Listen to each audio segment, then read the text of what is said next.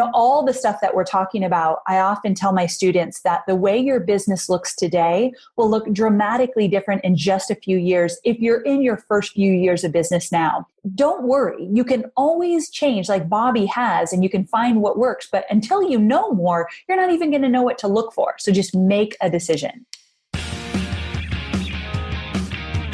Get ready to build, protect, and sell your expertise online with the Online Genius Podcast.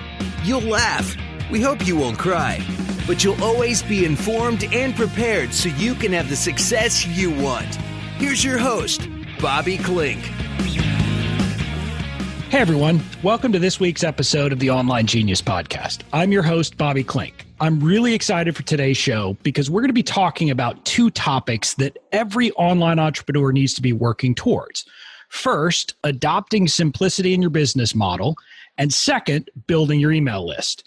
But luckily, you're not going to have to listen to me give you advice on that because who wants to listen to a lawyer?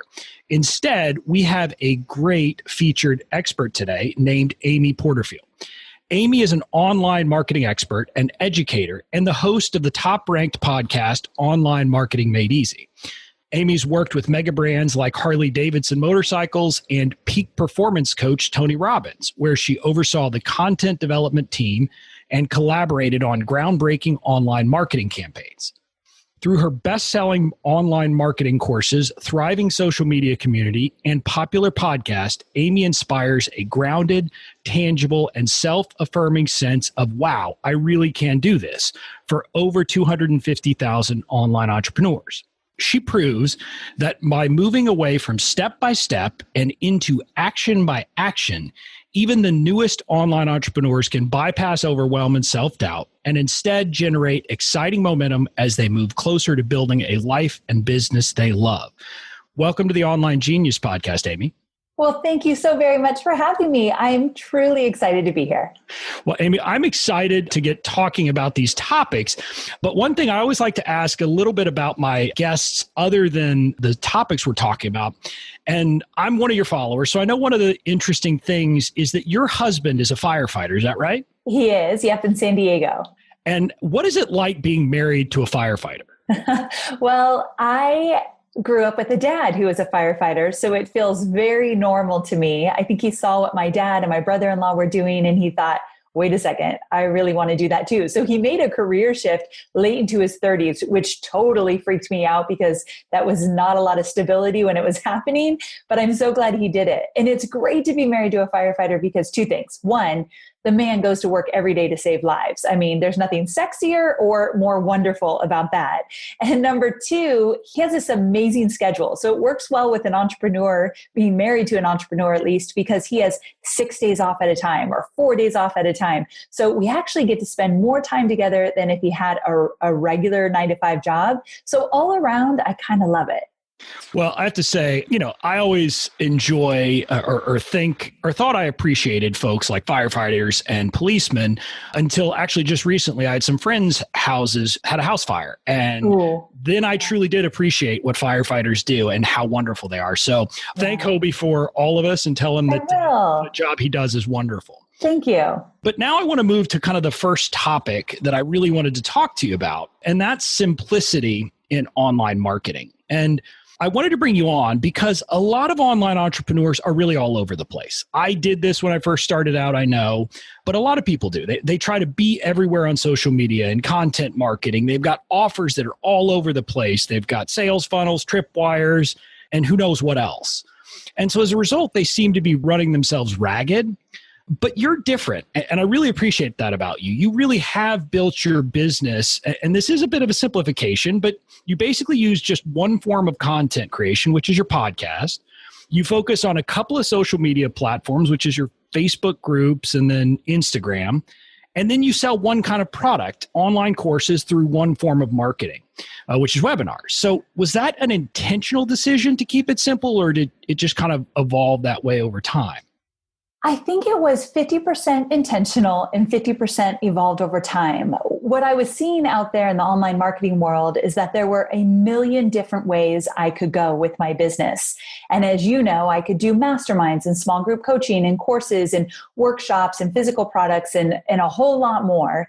And I didn't want to feel spread in a million directions. My personality is one thing, one at a time. And so I didn't want that feeling of chaos. And I've seen so many of my friends in the industry tackle a million different things, exaggeration, I know, but so many different things at once. And I saw how they felt like they were spinning all these plates in the air. So I watched what I didn't want to do.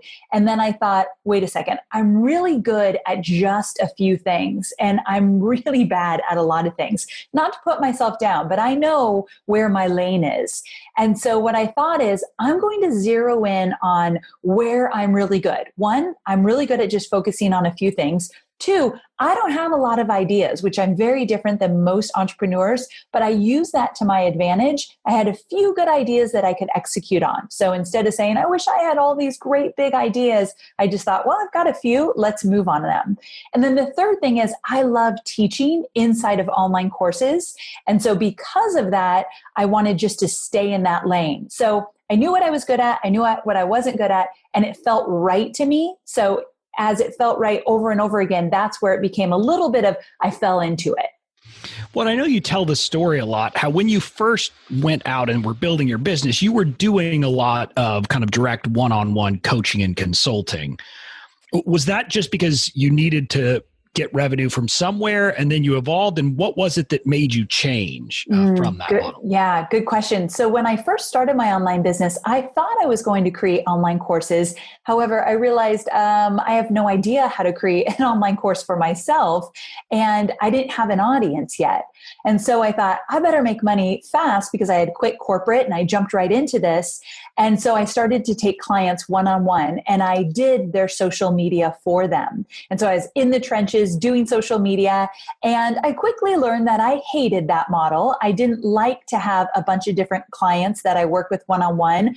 I wasn't good at setting boundaries. Their expectations were through the roof, and I felt like I was on the hook. I was having a bunch of bosses all at once. And I left my corporate because I didn't want a boss. So this wasn't working for me. However, I was in it and I was learning a lot about social media, and I was scared to change things up because I wasn't really sure what to do at that time. So I stayed with it for a full 2 years. And then I had this situation with one of my clients who was a total jerk. And I thought, that's enough. Like, I am not continuing to do this if I don't enjoy it. I had created an online business that I hated.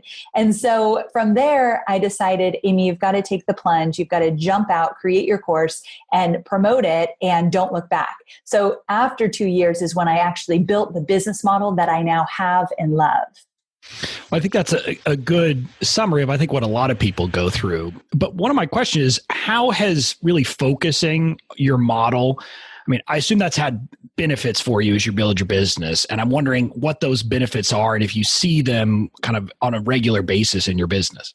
Yes, one of the benefits of zeroing in on this model of creating online courses is that I get better and better. And I promote my courses, as you said, with webinars. And I do like a 2-week live promotion where I do a bunch of live webinars and a lot of email marketing. And I open up my program so you can buy it. And then a lot of the times I'll close the cart so you can't buy it after a certain date. That kind of model works really well for me. But the reason why it works really well is because I've perfected it for the last 8 years. And so when I first started to live launch, when I first started to do webinars, I was okay. I mean, you might even say I was so-so.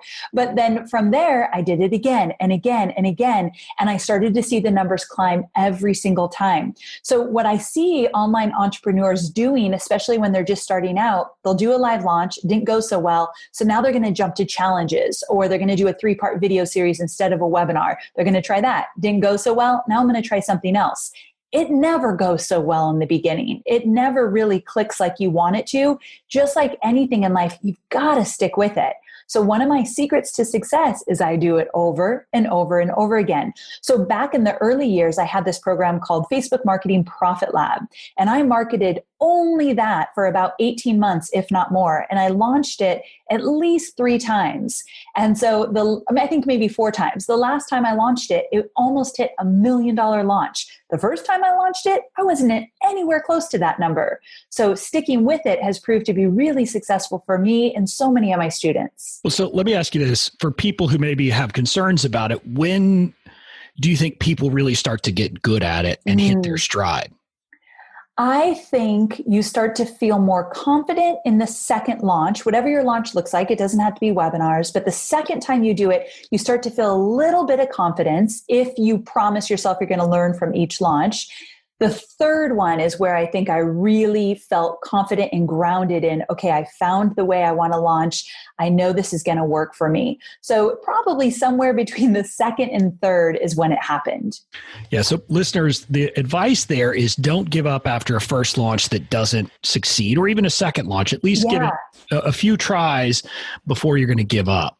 Definitely. Now, Amy, I think the counter argument that a lot of people have to your business model is that they would say you're putting all your eggs in one basket. So I had Dory Clark on for an earlier interview, and she talked about, I think it's 7 different ways to monetize. And she argues that you should be diversifying your income stream.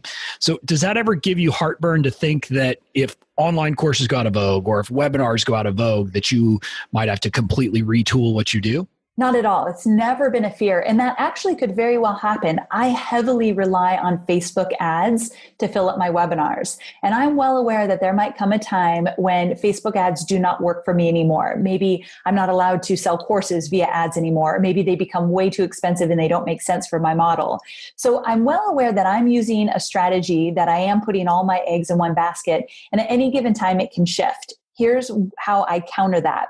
One, I'm always educating myself. I'm always staying up on what's working, who's doing what, why they're doing it, and what it looks like on the back end. So I know I've got 3 or 4 different strategies in my pocket that at any given time, I've educated myself and I can pull those out and I can change direction. I don't believe that online courses are going to go away, that online courses won't sell anymore.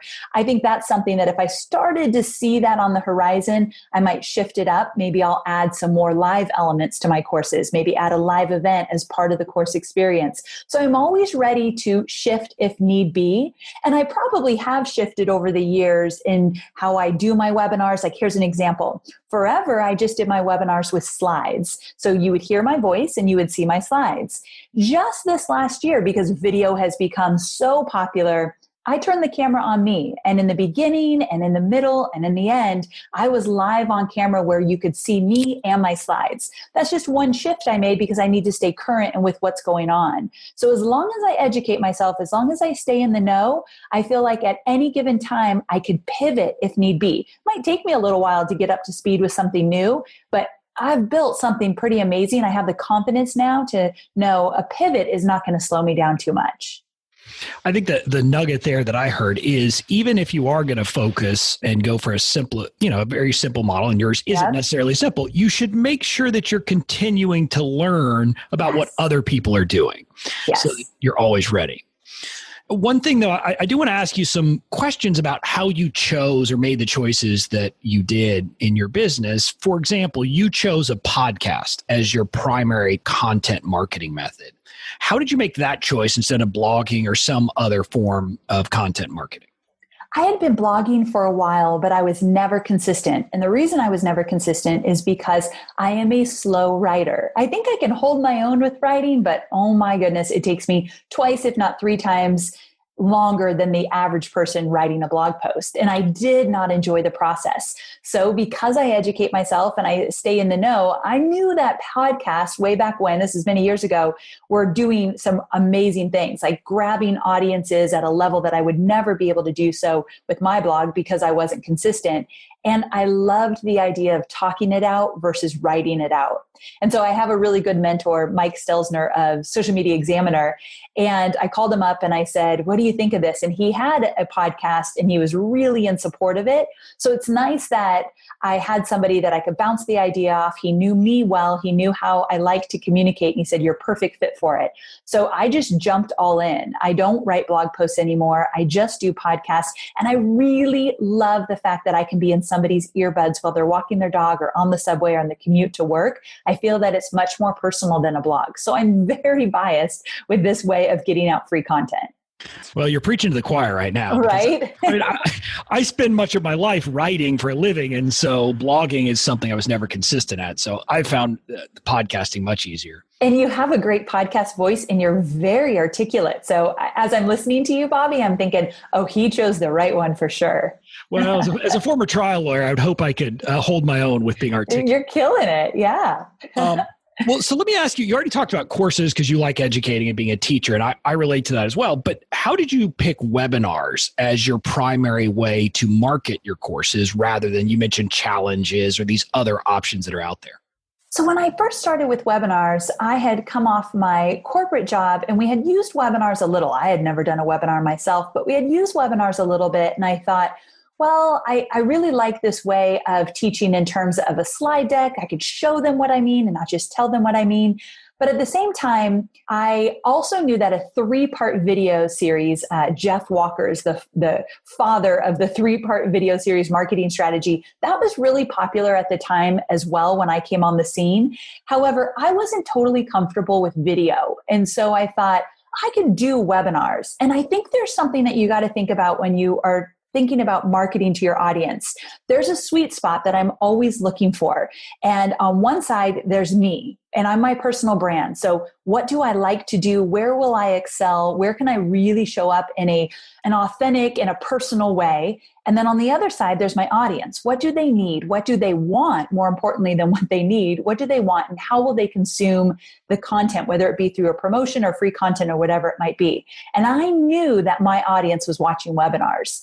And so because of that, I thought, I'm not going to kill myself over a 3-part video series. It's not what I naturally feel good about. So if webinars will work for my audience, they'll definitely going to work for me as well. So I found that sweet spot. And then I did a few and I felt really good. I didn't have huge success out of the gate with my webinars, but I felt good about delivering the content. So I thought, oh, I can make this better. So that's basically how it came about for me. Yeah, I think that's an interesting story, but let me ask you this and let's try to generalize it out for the listeners.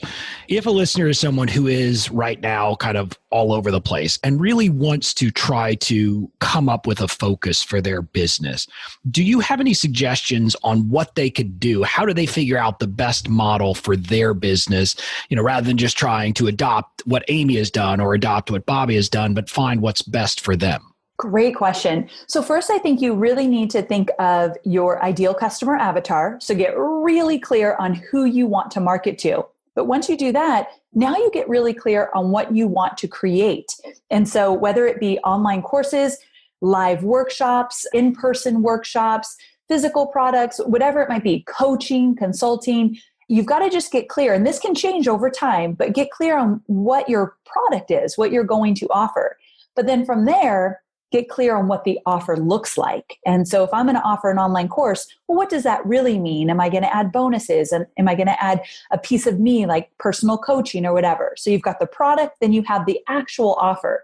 From there, you want to start thinking about, well, how best can I promote this? So what I mean by that is I'm not going to start the conversation with a brand newbie, a brand newbie, that's a term I just created, a brand new person in the industry and say, how are you going to promote? I'm not even going to talk about how they're going to promote till I'm clear about who they want to market to and what they want to sell eventually and what the offer might look like. From there, then we start looking at how they might want to promote it.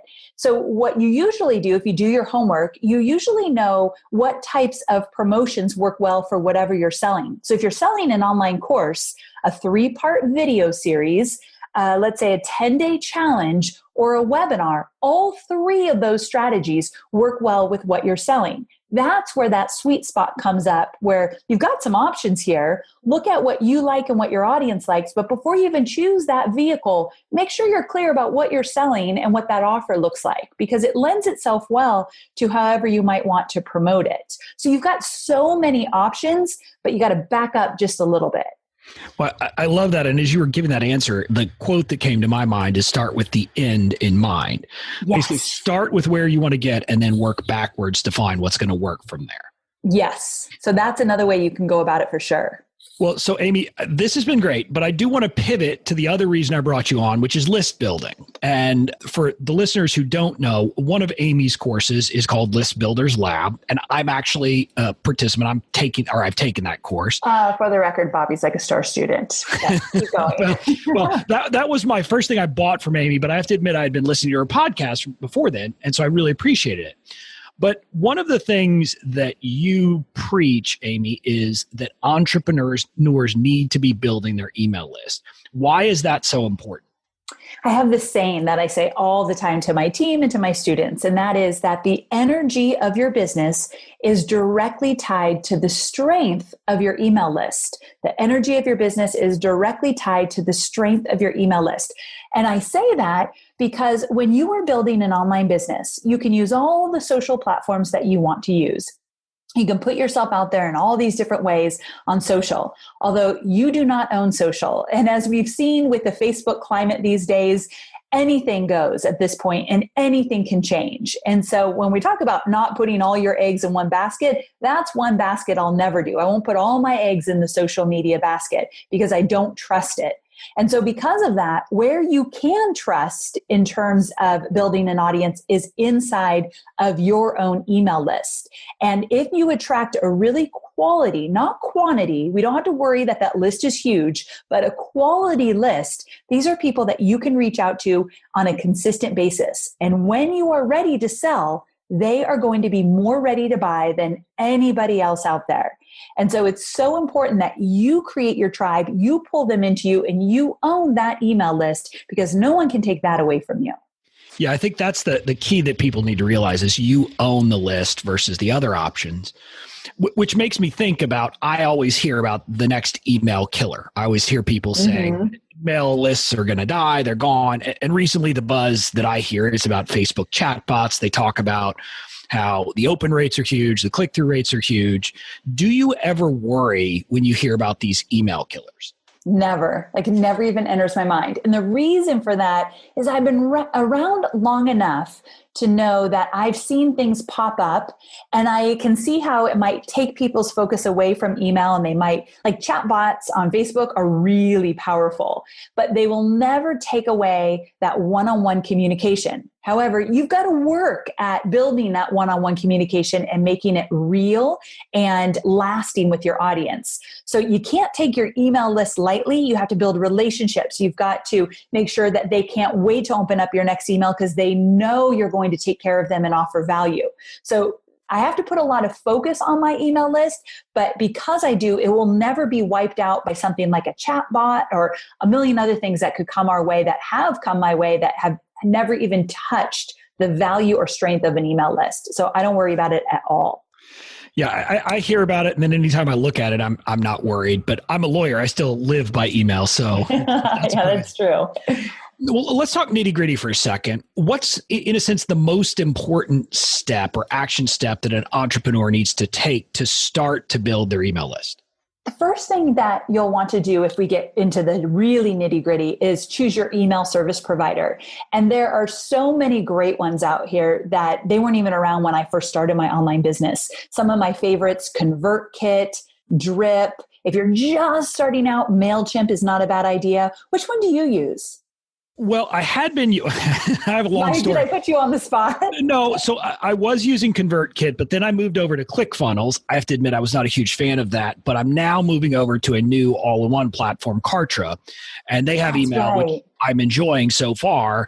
The nice thing with that is it's just all integrated, so it's one single system, which I love so far. But I also, like you, I send just plain old, just plain text. I don't really send much more in my emails. So I know a lot of people want the stylized, which I think MailChimp and Constant Contact, those types of services have more of. But I've always been a plain J or plain Joe, I guess it is. I just go with text. What I love that you said, though, is you've tried a few of them and you found one that you love because it's all in one and it offers more than email marketing or an email marketing service. And I think sometimes as entrepreneurs, as we're just starting out, it does take a few that you have to go through and kind of play around. I started with Aweber and then I went into Infusionsoft, and I've been with them for a long time because they are more of the all-in-one as well. But here's the thing. You just need to choose one in the beginning and get started. And all of the ones we just listed are all legit and really good. And then as your business grows, you might outgrow your email service provider and move on to another. And that's okay as well. All the stuff that we're talking about, I often tell my students that the way your business looks today will look dramatically different in just a few years if you're in your first few years of business now. The way my business looked in the first few years, oh my gosh, I don't even recognize it in terms of where I'm at today. And so allow yourself to make some decisions and dig in and kind of get the work done, knowing that if I want to change things, if I want to pivot, by all means, you can do so. I used to be known as only Facebook marketing. That's all I taught. Nowadays, I don't even talk about Facebook marketing that much. So when you're making these decisions, bringing it back to email, don't worry. You can always change like Bobby has, and you can find what works. But until you know more, you're not even going to know what to look for. So just make a decision. Yeah, I think that's great because one of my favorite phrases or statements is don't let the perfect be the enemy of the good. You just need to take action. And so I think that's great advice you just gave people.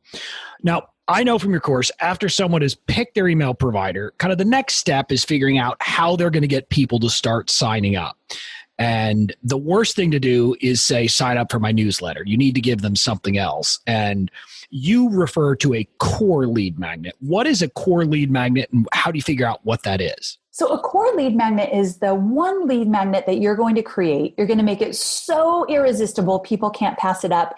And it's going to appeal to the greater audience that you're attracting, meaning it's not going to be super, super niche inside of your own niche, but instead it's going to be really universal to your ideal customer avatar. So let me give you an example. I teach webinars, how to do webinars. So one of my core lead magnets is how to choose a topic and title for your webinar.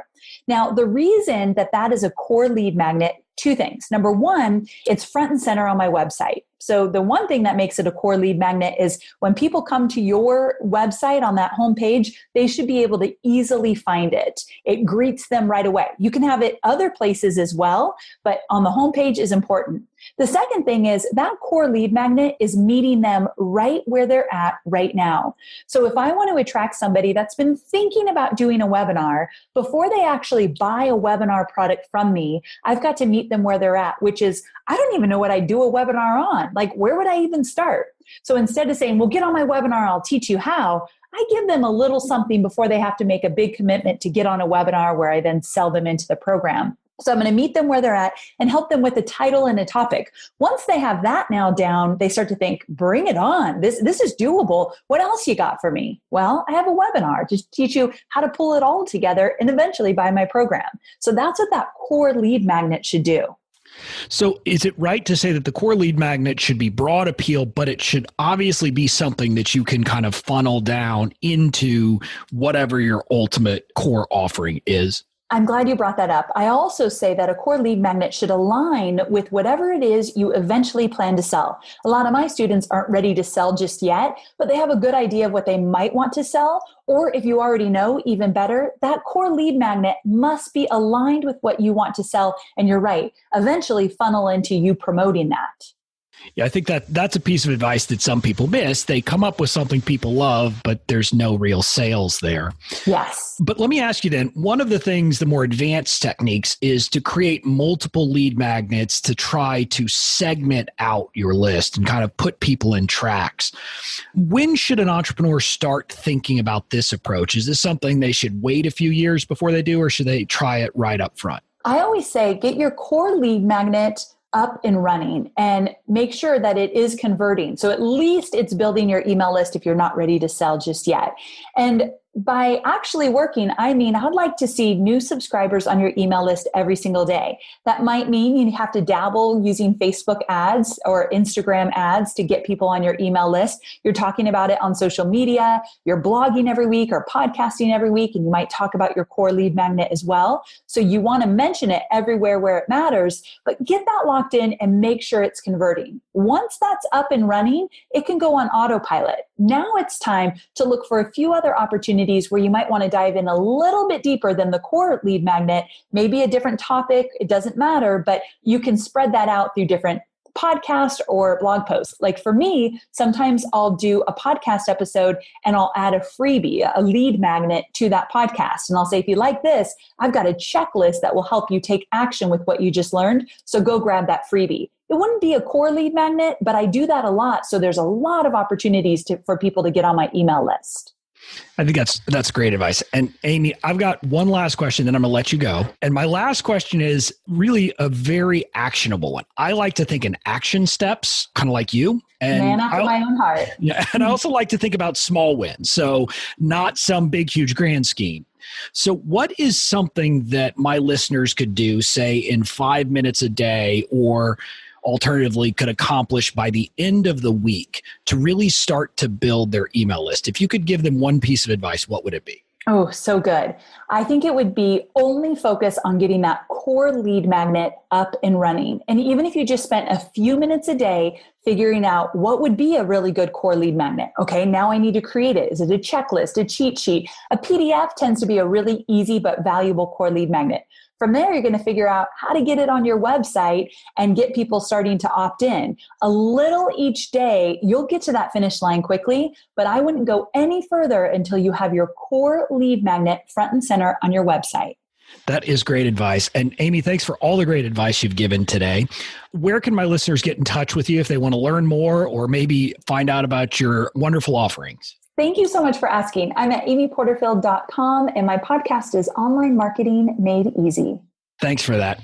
That's it for now. Listeners, stay tuned for my quick legal lesson after the break. And now for today's legal lesson. Yeah! Hey, everybody. That really was a great interview with Amy. I love everything she does and I love her message. So I hope you got some really great tidbits there on bringing simplicity and how you can have a relatively simple business model and still make it very profitable. And I also hope you took her advice and will actually take steps to start building your email list. I certainly have. I think that's a hugely important part of any online business, and really all serious online entrepreneur coaches, et cetera, will tell you that exact same thing. So in today's legal lesson, I'm going to take up that second issue. I'm going to talk about some of the legal issues and legal requirements that apply to collecting emails and to how you have to ensure that you're getting the right permissions and treating things correctly. Now, there are different laws in different places, but I'm going to focus on two.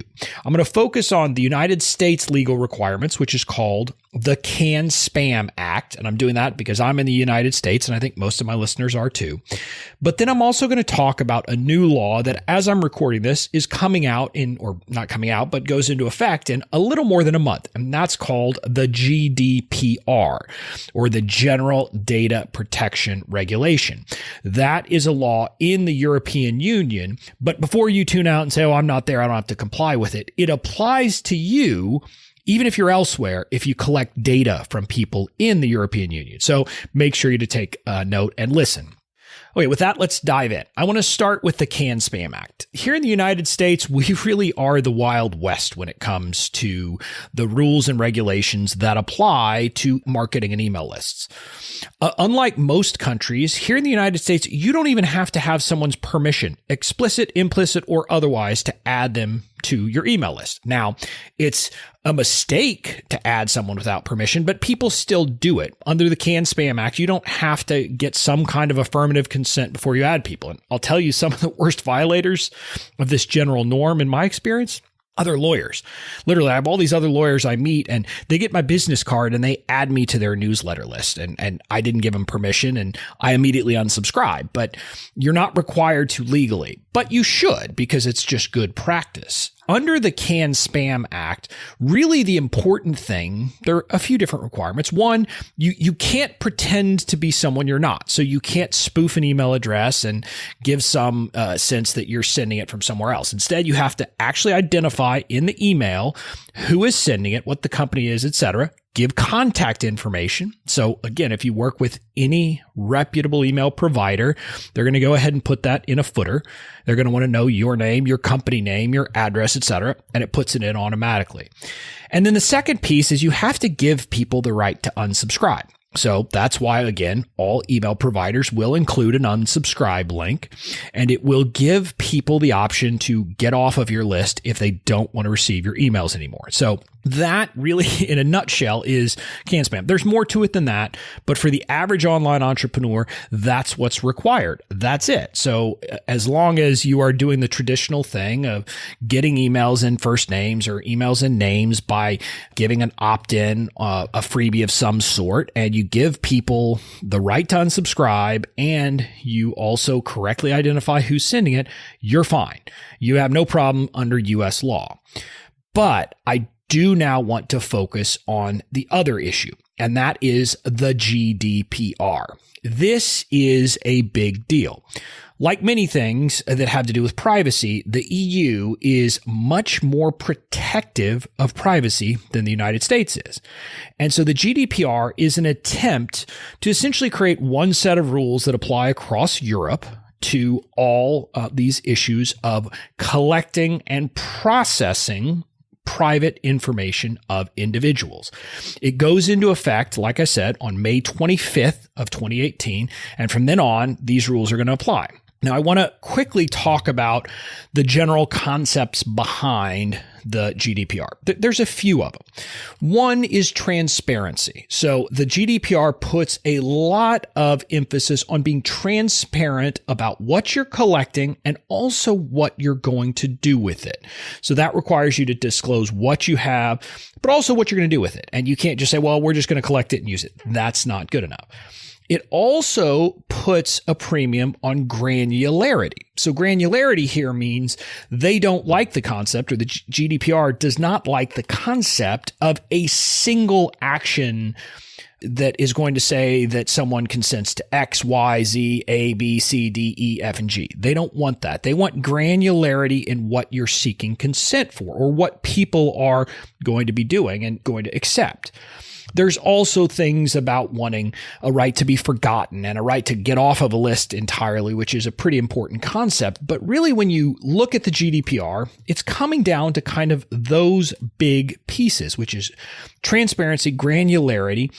And then also another concept is they are changing the concept of consent, but really they're changing the concept of consent in light of those other two concepts. So I want to dive in quickly to specifics on this. I do want to make clear, there's no way I could even begin to give you a full legal lesson on the GDPR in a single legal lesson at the end of a podcast. I've actually put together a pretty comprehensive training system or training program that has multiple training sessions for free that you can get. If you want to get that, you can go to youronlinegenius.com/GDPR. Again, youronlinegenius.com/GDPR. And you can go and watch the videos that I've created to help entrepreneurs understand these issues. But let me start with who this law applies to. Well, so if you yourself as a marketer are in the EU, it applies to everything you do. If you're not, if you as a marketer are outside the EU, the GDPR applies to you if you do one of two things. Either number one, you offer a product or service, free or paid, to people in the EU, or you actively seek to monitor the behavior of people in the EU.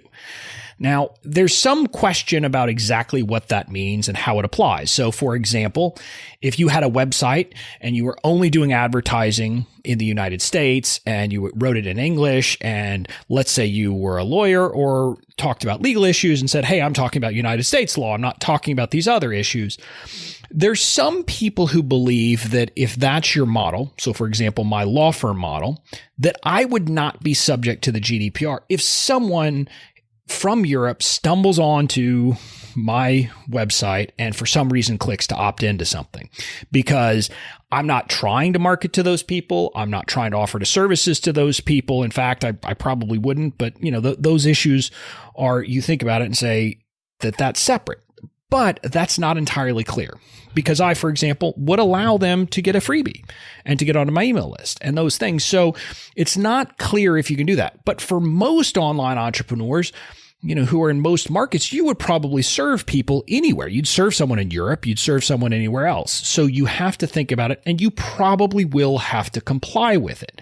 Now, the next question is, to what extent do you have to comply with it? Well, here's the good news. If you are in the US, you do not have to comply with all these new requirements, except for people who are in Europe.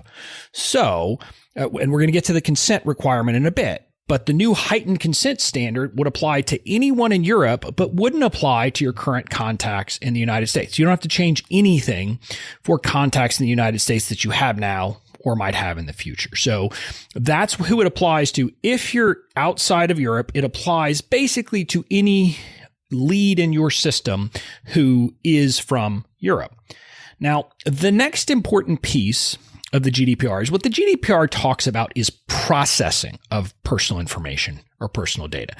And by processing, it means essentially doing anything with it. So sending an email to an email list is processing the personal information. And the GDPR sets out a list of the lawful bases for processing. And there's a bunch of them, but really there's only 3 that could ever apply to an online entrepreneur in a typical case. 1, you can process information to complete a contract, and that includes a free one. So you can send an email to deliver your freebie because you are completing the contract. You give me your email, I will send you the freebie. So that is fine. You can also process data or information based upon consent. And again, we're going to get to consent in a second. But if you get consent, you can process information. The third potential area is if you have a legitimate purpose for processing the information. And this is one of those areas that it seems to me is going to make a lot of money for European lawyers because there's a bunch of factors, but it doesn't specifically say this is a legitimate purpose and this is not a legitimate purpose. And let me give you an example here, and you'll understand this once we get to consent. There is a question under the GDPR, the old way of collecting emails where you have a freebie, someone gives you a first name and an email to download that freebie, and then you go ahead and add them to your email list. That's not okay anymore. There's really no question that that's not consent to add them to your email list because, and we're going to get to this in a second, but it's not because they've consented for you to give them the freebie, but not for you to market to them. So that's a separate issue. Some people, however, believe that under the legitimate interest prong, you could send them marketing related to the freebie they have downloaded. So if you think about it in the context of a typical sales funnel, if they download a freebie about topic X, you could go ahead and send them your email sequence about topic X leading up to a product that would address that need. That being said, some people say, no, that's not okay. And it's not clear. Some people believe that marketing could never be a legitimate interest. It's not clear. That's an issue that's going to have to be worked out over time. But I think the majority of the guidance I'm seeing says you can't do that. So if you want to be safe, you can't rely upon that legitimate interest. So now I do want to talk about consent because this really is the big thing that's going to apply to people. There are some changes you're going to need to make in your privacy policy, which again, I address in that training, which is at youronlinegenius.com/GDPR. I'm not going to go into all that on this lesson because the big point really is the consent issue. And the consent issue this is where it comes down to those overarching principles of transparency and granularity are the important standard. So what that means is the granularity piece means that someone has to be given the option whether to consent to get on my email list, my general marketing list, separate from the choice of whether they want to receive the freebie. In other words, you have to have a separate act where a person consents to be added to your newsletter marketing list or marketing list generally, other than the act of them downloading the freebie. There are a couple of ways you could do this, or a few ways you could do this. You could have a checkbox on your freebie itself that's defaulted to unchecked, and they can get the freebie no matter what. But if they check that box, they're saying, yes, you can go ahead and add me to your email list as well. You could have what might be called a sandwich page, but think of it as a page between where they enter their information and click to get the freebie and your thank you page. But put a middle page there that says, hey, thanks, you're almost done. One thing, I have an email list. It's fantastic because, and you list all the benefits and you say, I give, for example, I give exclusive content. I give freebies that only people on my list get, whatever it is. You list out the benefits and you say, and I will also, from time to time send promotional emails. You have to be transparent in what you're going to do. But if you do that and give them an option to opt in or not on that page, again, no matter what they click, they're still going to get the freebie. So that's the second way to do it. And then the third way to do it is in the delivery email. So on your email where you deliver the freebie, you could have a statement or could have the same kind of thing, selling the benefits of your list and asking them to click a button to be added to your email list. So those are really kind of the three ways that I have come up with and looking at guidance that I think most people have come up with to comply with the consent requirement, because you have to give them the option to decide for themselves, do they want to be on your email list in addition to getting your freebie? That's the key distinction. And those have to be separated out. You can't force them. You can't say, by getting my freebie, you consent. That's not going to do it. You have to give them that choice. Now, there are some workarounds for people who have more advanced email systems with automation where, for example, you can segment your audience and only do these things for people in Europe, which is what I'm going to do. And there's some of that in that training that I have about the GDPR. But the point is that for people in Europe, you need to make sure to get this informed voluntary consent that is granular and specific to that issue of them wanting to be on your email list. So that's the big lesson. And here's the other takeaway you need to know. These rules apply to your existing list. So as I'm recording this, I'm in the process of going through my list and trying to segment it out and figure out who can I say is in the United States versus in Europe, or not in Europe versus in Europe. And I have to try to get consents. And I'm in the process of trying to get consents from people who are in Europe before May 25th. And if I don't, I have to remove them from my list. I'm going to stop emailing them come May 25th if I cannot say they're not in Europe and they haven't consented since then. So that's an ongoing process you need to think about as well. But that's it for this lesson. It's been a bit long because this is a big issue. It's a complicated issue. And I know it's one that entrepreneurs want answers to. But again, I've really only scratched the surface in this training. So if you want to learn more about the GDPR, make sure to go to youronlinegenius.com/GDPR. And you'll be taken to a place where you can go ahead and opt in to view that training for free. It's multiple lessons. It's a pretty significant amount of training, and it'll give you a lot more guidance and a lot more answers here. But that's it for now. Talk to you next week. Thanks for listening. And remember to visit mistakes.youronlinegenius.com to get your essential guide to the 4 legal mistakes that can doom your business and how to avoid them. Join us next week for another episode to expand your online genius and your success.